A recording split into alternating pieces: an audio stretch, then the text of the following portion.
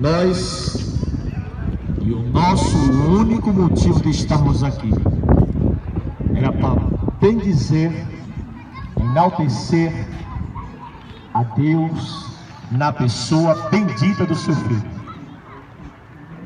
E queremos compartilhar com vocês, dizer a vocês, o que Deus, antes do tempo eterno, preparou para homens e mulheres, na pessoa bendita do seu Santo Filho, Jesus Cristo. E com essa introdução que nós queremos fazer nesta noite, eu quero ler uma passagem que se encontra no Evangelho de João. Uma passagem que nos traz, que nos leva a pensar o modo de como estamos andando neste mundo. Trará para nós, para todos que queiram ouvir a palavra de Deus, falarmos nesta noite de duas pessoas importantes. Uma, talvez muitas gerações não conheçam. Outra, todos já ouviram falar neste nome, Jesus.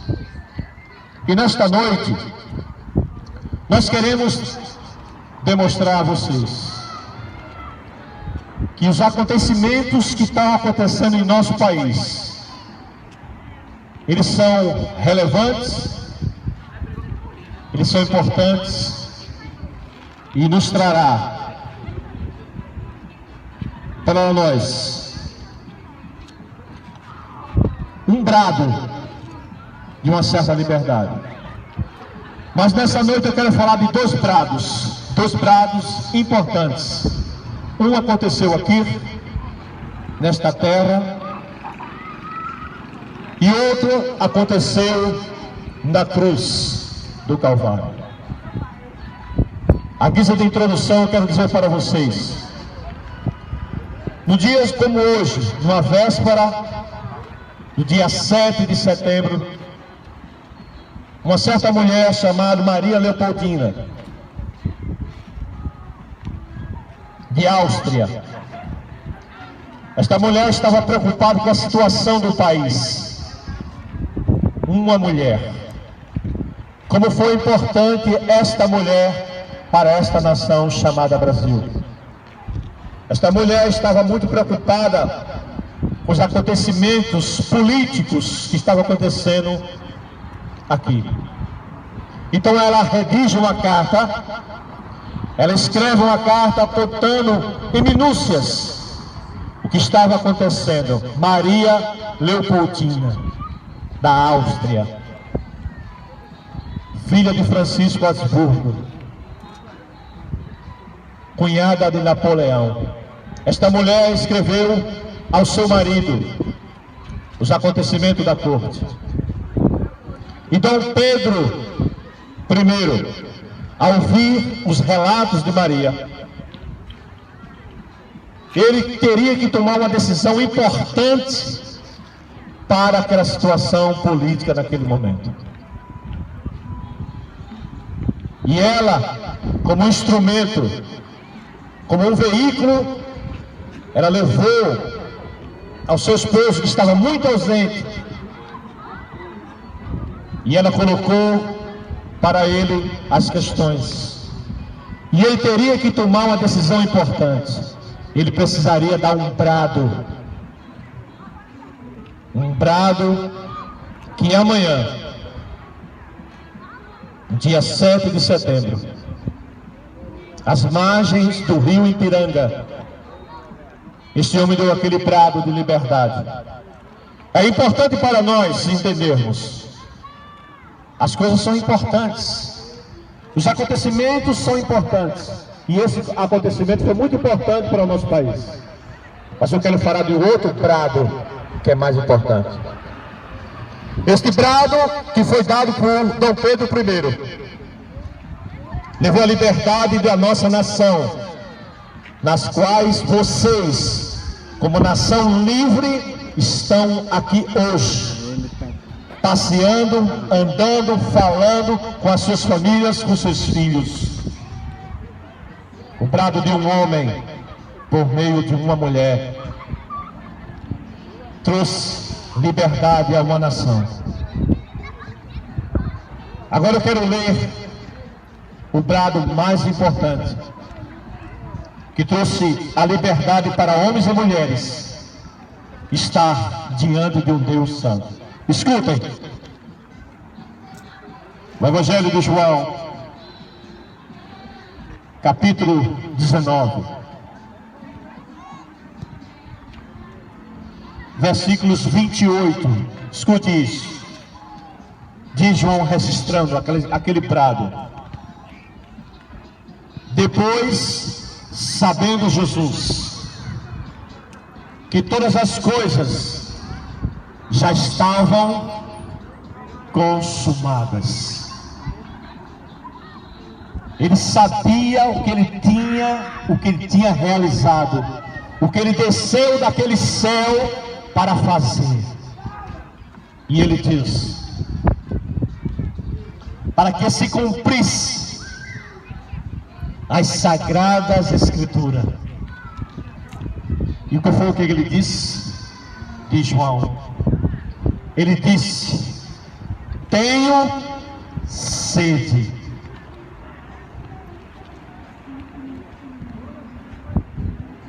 E estava ali, diz João, um vaso, uma garrafa de vinagre. Mas deixa eu lhe dizer o que significava esse vinagre. Estava ali mirra e vinho, uma espécie de entorpecente para que ele bebesse, para que ele pudesse de alguma maneira aliviar aquela dor atroz. E depois que ele disse: tenho sede, os homens colocaram aquela espuma nos seus lábios, colocaram a vara e colocaram nos seus lábios. Então ele disse. Então Jesus, depois de ter tomado o vinagre, disse: tetelestai, está consumado. O brado pelo qual ele bradou naquela cruz, o brado que traria liberdade a homens e mulheres, estariam diante de Deus pelo novo caminho que ele propôs, pelo caminho que ele abriu, pelo véu de sua carne, do seu sacrifício perfeito e aceitável ao Deus Pai. Então ele diz: está consumado. O brado de liberdade, o brado de liberdade para a vida eterna, não para a vida temporal. O brado de Dom Pedro I foi importante para a nossa nação, mas não ecoa para a eternidade. Só o brado de Jesus Cristo ecoa para a eternidade. Só o brado de Jesus Cristo pode perdoar homens e mulheres pecadores nesta noite. Amém. Nós estamos vivendo dias em que precisamos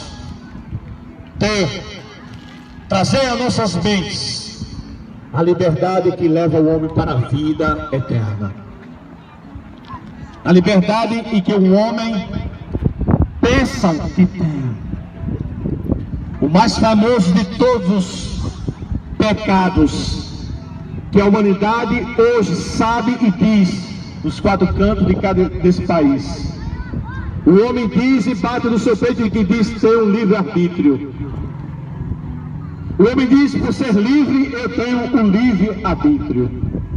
Mas deixa eu dizer uma coisa nesta noite.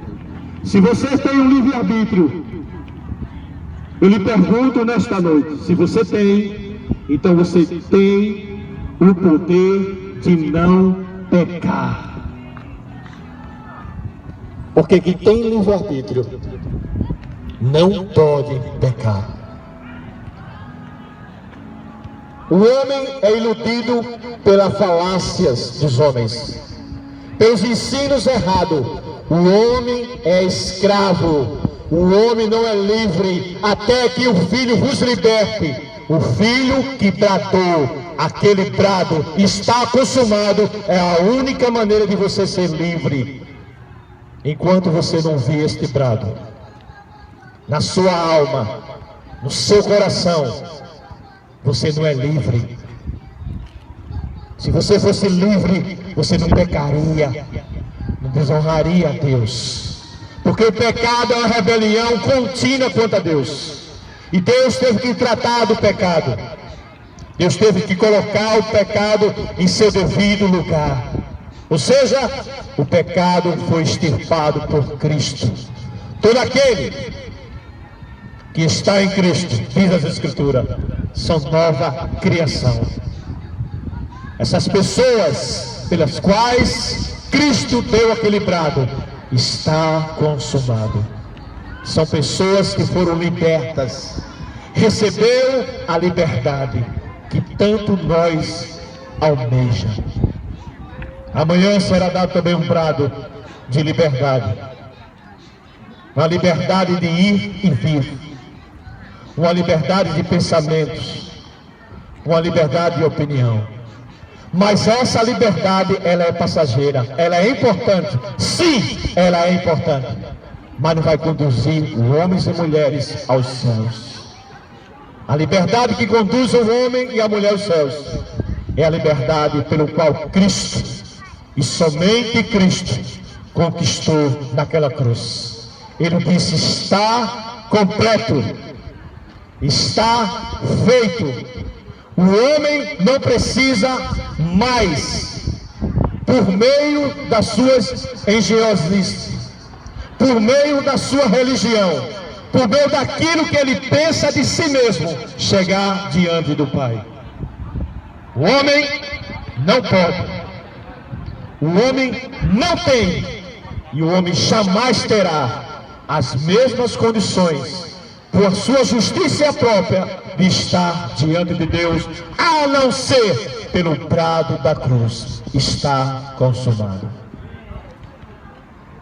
Nós, como povo desta nação, temos uma responsabilidade diante de Deus, diante dos homens. Todos nós não podemos fugir ao nosso papel. Um dia o homem estará, daqui a 1 minuto, a 5 minutos, a 10 minutos, daqui a 1 hora, 2 anos, 3 anos, 10 anos, não importa. Todos nós, os homens são limitados pelo tempo. O tempo é cruel, ele vem. A tumba fria espera cada um. E não adianta, por mais que a ciência avance, por mais que a tecnologia se multiplique, você não pode acrescentar na sua vida 1 ano a mais, 1 ano a menos. O homem nasce morrendo e caminha para a morte. A morte faz parte do pecado. A morte é a maldição de Deus. Quando o homem desobedece, ele recebeu a sentença da morte. E por mais que você queira se esconder, queira se desculpar da sua vida aqui, queira justificar-se diante dos seus atos, nada disso, a não ser pelo brado daquela cruz, será aceito no dia que você partir. A morte se avizinha para cada um. A morte é presente todos os dias. Todos os dias nós estamos vendo. Ela acompanha a humanidade desde o Éden, desde aquela desobediência que o homem desobedeceu a Deus. E Deus disse àquele homem: no dia em que você comer, no dia em que você disser, eu sou autossuficiente, eu crio minhas próprias leis, você morrerá, Foi isso que Deus disse àquele homem. E aquele homem é o representante da humanidade. Todos os homens e mulheres estavam pendurados nos seus lombos. Nós saímos daqui, se chegarmos de frente ao cemitério, podemos ver com as cores mais nítidas, mais claras possíveis, da desobediência de Adão. Mas, como eu disse, há um outro prado, o prado do Calvário, o prado que traz a verdadeira liberdade, uma liberdade que não passará, uma liberdade que jamais será abalada por crises políticas, crise econômica, crises financeiras. Uma liberdade que Ele deu para que homens e mulheres pudessem servir, o adorar, o bendizer todos os dias, seja no vale escuro ou seja no sol mais claro possível. A brisa nos toca os nossos rostos. E vocês sabem por quê? Porque Ele está no trono, assentado, e governa todas as coisas, e permite que eu e você respire, andem, caminhem, se realize, que os seus sonhos e projetos só são realizados porque Ele está no trono. Isso porque Ele está no trono, porque Ele deu o brado, está consumado. Nós teremos, e eu quero chamar a atenção da nação, pelo menos em parte que estão nos ouvindo, amanhã será um dia importante para esse país. Esta liberdade que nós estamos aqui nesta hora, ela pode ser tragada, tirada de nós, mas da mesma forma que a liberdade que você tem de ouvir a palavra de Deus nesta noite. Esta carta é para você. Esta carta não é para o seu esposo, não é para o seu namorado, não é para o seu filho, é para você. Você está ouvindo o brado da cruz. Você precisa com urgência responder ao brado da cruz. Não haverá desculpas. Não haverá desvios. Porque a vida que nós vivemos aqui, a maneira que nós estamos caminhando, a maneira que você vê o mundo, a sua cosmovisão, vai projetar todos os efeitos para a eternidade. A pergunta que eu faço é, Ele disse na cruz, tenho sede, você é aquele que vai dar o vinagre? É você que vai dar as costas para Ele? É você que vai dizer, morre, sai desta cruz e salva a ti mesmo? Você estará do lado dele ou você estará contra ele? O homem e mulher, se estiver vivendo não de conformidade com a palavra de Deus, escute, não importa o que você seja, o que você tenha, o que você há de ter, não importa a sua posição social, não importa a sua ideologia política, não importa, nada disso importa. O que importa é se você está ouvindo o brado da cruz. A cruz de Cristo é a causa. A cruz de Cristo é o motivo. A cruz de Cristo, ela é a única esperança para homens e mulheres pecadores. Tenho sede, disse Ele. Está consumado. E eu vou ler o restante da passagem, que diz: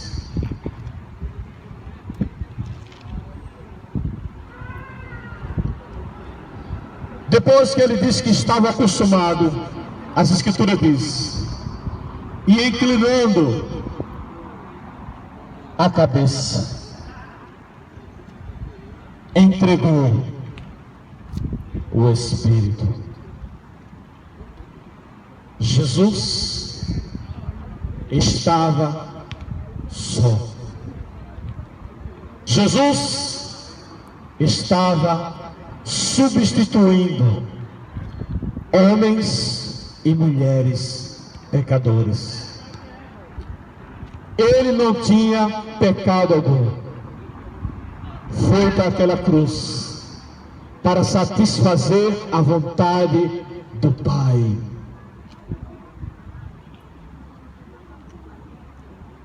Para dar as roupas reais a homens e mulheres que merecia o golpe da morte eterna.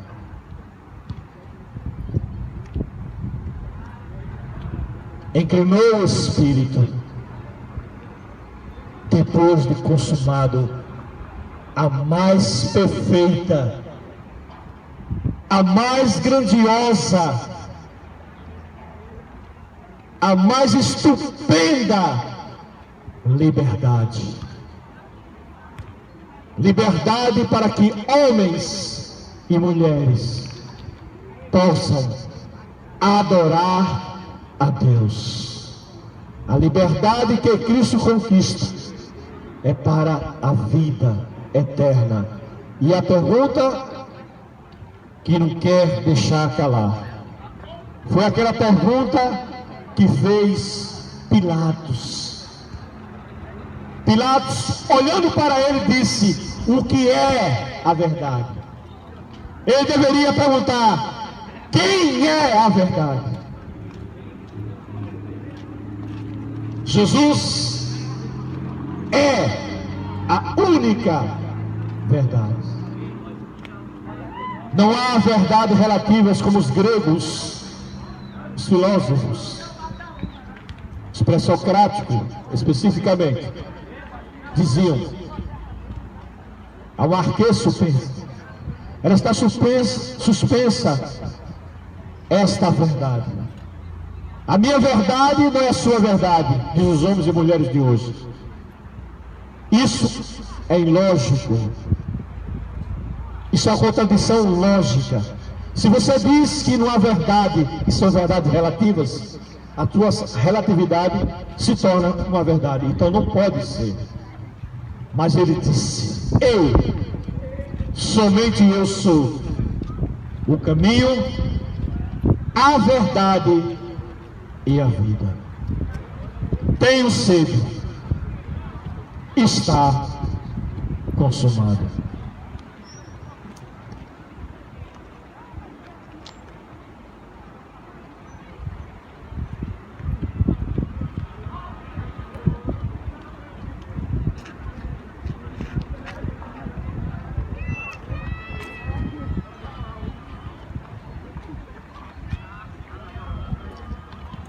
Queridos ouvintes, uma boa noite a todos. A graça e a paz do nosso Senhor e Salvador Jesus Cristo seja com todos. Que você possa ser alcançado por essa graça, sabendo que você não tem nada e não é nada sem Cristo. Você pode ter todo o dinheiro do mundo, mas não vai levar nada. Você pode ter as maiores posses do mundo e também não vai levar nada, assim como Jó disse: eu vim nu e vou voltar nu.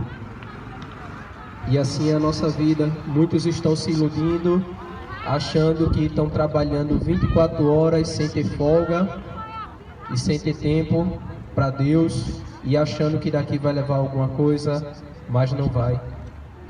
Você é uma brisa, a relva, a qual o sol bate e consome e foi-se embora.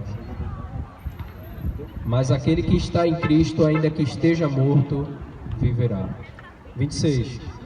Senhor meu Deus, quando eu maravilhado os grandes feitos vejo da tua mão, estrelas, mundos e trovões chorando, a proclamar teu nome na amplidão. Canta minha alma então a ti, Senhor. Grandioso és tu, grandioso és tu. Canta minha alma então a ti, Senhor. Grandioso és tu.